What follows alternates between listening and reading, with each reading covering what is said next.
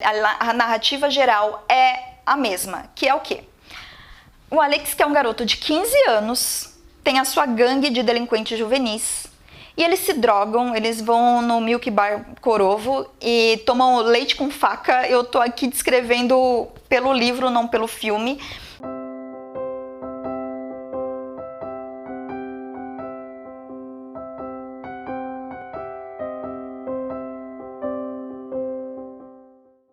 Aqui é a Sam, e agora vamos encarar as feras. Laranja Mecânica, escrito por Anthony Burgess, ou seja lá qual for a pronúncia correta do nome do escritor. É provável que você já tenha ouvido falar em Laranja Mecânica antes. Pode ser que você esteja pensando que lançaram um livro baseado no filme do Stanley Kubrick de 1971, mas é o exato oposto. O livro, que é um clássico da literatura distópica, foi lançado em 1962 e depois veio o filme do Stanley Kubrick. E eu já assisti o filme, e eu li o livro, e os dois são realmente muito parecidos. Eu acho que o Stanley Kubrick fez um excelente trabalho para adaptar essa obra para o audiovisual. Só que faltou um detalhe.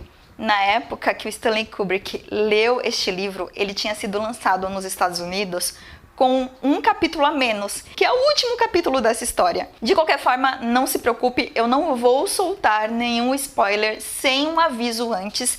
Eu acho que é bem provável que as pessoas assistam o filme antes de ler o livro, pelo menos foi o que aconteceu comigo. E neste caso, o que aconteceu foi o seguinte: quando eu assisti o filme e vi o Malcolm McDowell interpretando o Alex, que é o protagonista desse livro, eu achava que ele era um cara adulto, eu achava que ele era um cara, sei lá, dos seus 27, 25 anos de idade. Então eu li o livro anos mais tarde e descobri que o Alex é um garoto de 15 anos. Eu fiquei chocada. Então, um autor que escreve um livro, ele não tem um limite de páginas para fazer a história dele acontecer, mas um filme, em média, tem um limite de tempo para acontecer, tanto por questões orçamentárias, quanto por questão de o público não vai aguentar permanecer tanto tempo sentado assistindo uma história. Então, o Stanley Kubrick, ele deu uma espremida nas coisas que acontecem nesse livro. Porque quando você assiste o filme e lê o livro, você vê o Alex como um delinquente. E no filme não mostra como é que o Alex faz para escapar da polícia, para não ser pego. Porque que ele consegue ter essa rotina de ficar agredindo e roubando as pessoas noite após noite com os drugs dele, né, com os amigos dele. Porque aqui no livro mostra que ele constrói álibis para se safar. Então ele vai, quebra, rouba, agride, espanca, faz o que faz, né? Toca aquele terror, horror show, como ele mesmo gosta de definir. E aí, quando a polícia vai atrás dele, ele sempre tem um álibi para se safar. Aqui no livro explica muito bem como funciona essa mecânica. Eu não me lembro de ter visto isso sendo explicado no filme. Tirando essas pequenas diferenças, a narrativa geral é a mesma, que é o quê? O Alex, que é um garoto de 15 anos, tem a sua gangue de delinquentes juvenis e eles se drogam, eles vão no Milk Bar Corovo e tomam leite com faca. Eu tô aqui descrevendo pelo livro, não pelo filme. Mas uma coisa que existe no livro que o filme preservou muito bem é o Nadsat, que é o dialeto dos adolescentes deste universo. E esse dialeto adolescente atrapalha um pouco o ritmo da leitura. Eu acho que no filme ele funciona porque você não tá só ouvindo, você também tá vendo, e aí você tem toda a interpretação dos atores. Então você lê o significado do que eles estão falando nas ações que estão acontecendo. Aqui no livro você não tem isso. Então, toda vez que os personagens usam as palavras do dialeto adolescente deste universo, eu preciso ir até o final, procurar no glossário para saber o que significa. Então, a primeira metade dessa leitura, para mim, foi um pouco quebrada, porque toda hora eu tinha que ficar parando para olhar o que as palavras significavam. E por que eu digo a primeira metade? Porque depois de um tempo você começa a se acostumar com algumas palavras e você já consegue entender algumas coisas sem precisar ficar olhando no glossário o tempo todo. Então, a segunda metade pro final, pra mim, fluiu bem mais fácil do que o início, porque Na segunda metade, eu já estava bem mais acostumada com as palavras. Lembra que se trata de uma obra distópica.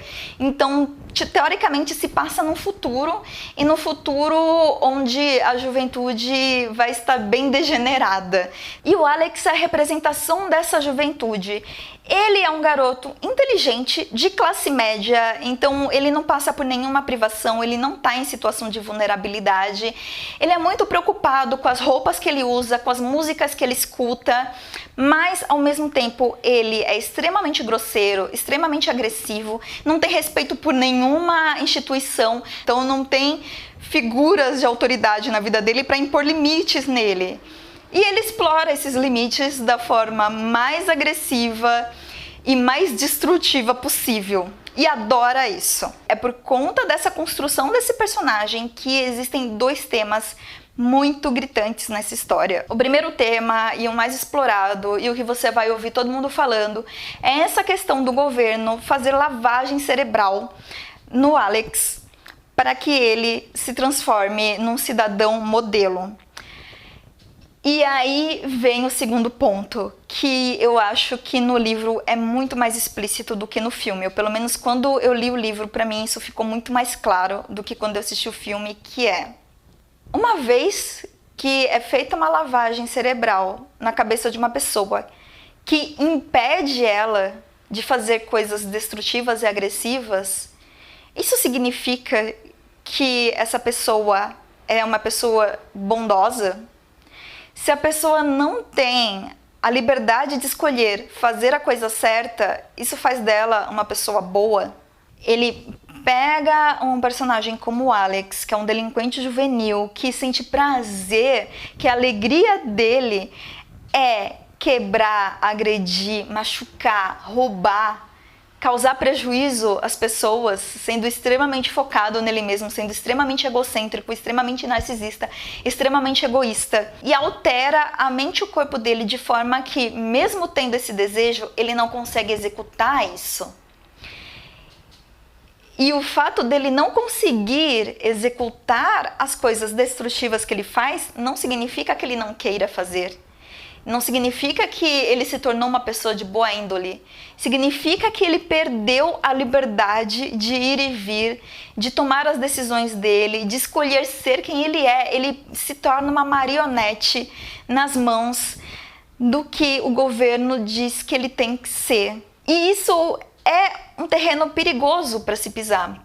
Por um lado, existe um apoio popular muito grande.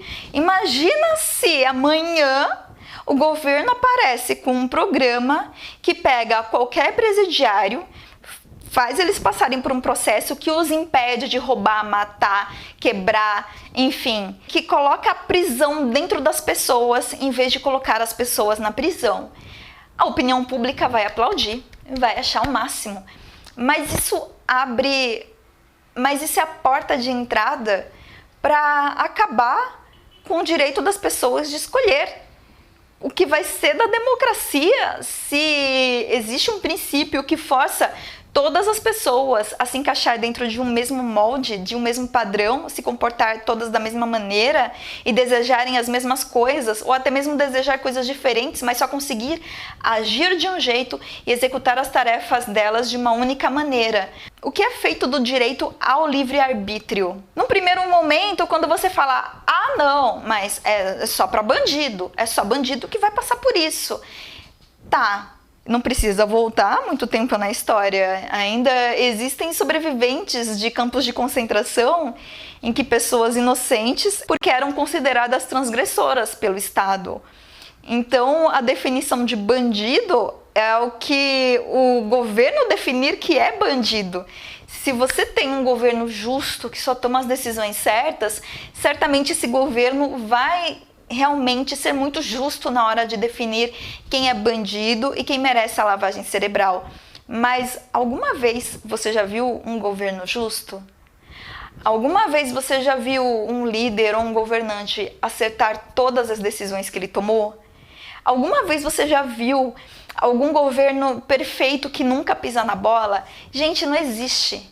Nem no Brasil, nem na Dinamarca, nem no Japão, nem em lugar nenhum. E aí o que acontece com princípios como a democracia? A partir do momento que o povo faz o que o governo determinar, se inicia uma ditadura, porque nenhum governo vai fazer lavagem cerebral nas pessoas para que elas votem no partido opositor. Então, é esse tipo de reflexão que Laranja Mecânica nos convida a ter.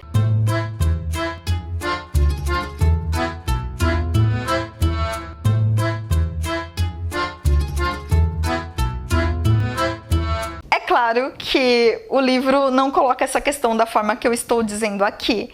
O que a narrativa faz é colocar na trama um incidente que coloca a luz dos fatos na frente da opinião pública, mostrando que existe um erro nesse processo de lavagem cerebral. E por conta disso, o Alex tem esse processo revertido nele e ele volta a ser quem ele era antes. Eles removem assim, todas as drogas e todo o processo que faz com que ele seja uma marionete e ele volta à vida de transgressor que ele tinha antes. Porém, os anos se passaram, do momento que ele foi preso até o momento que ele passa pela lavagem cerebral e depois isso é revertido, ele já não é mais um garoto de 15 anos. E é aí que essa diferença pega no filme do Stanley Kubrick. Por quê? Pelo ator já ser um adulto, você não tem essa sensação da passagem do tempo ao longo da história. Porque ele termina o filme com a mesma cara do começo, assim, você não vê ele amadurecendo diante da lente das câmeras. Mas no livro, você tem essa passagem de tempo, você tem essa percepção de passagem de tempo. E quando ele volta a tentar retomar a vida que ele tinha antes, ele já não tá mais tão interessado assim. Porque ocorreu uma outra mudança na vida dele, e essa mudança que é o capítulo que ficou de fora do filme do Stanley Kubrick. No final, ele tenta, mas ele já não tem mais a mesma adrenalina que ele tinha antes. Ele já não tá mais tão interessado assim. E aí ele simplesmente para de ser um delinquente juvenil, arranja um emprego e resolve se casar. E leva uma vida adulta como qualquer outro adulto da família tradicional brasileira. E é esse o final do livro, que não tá no filme.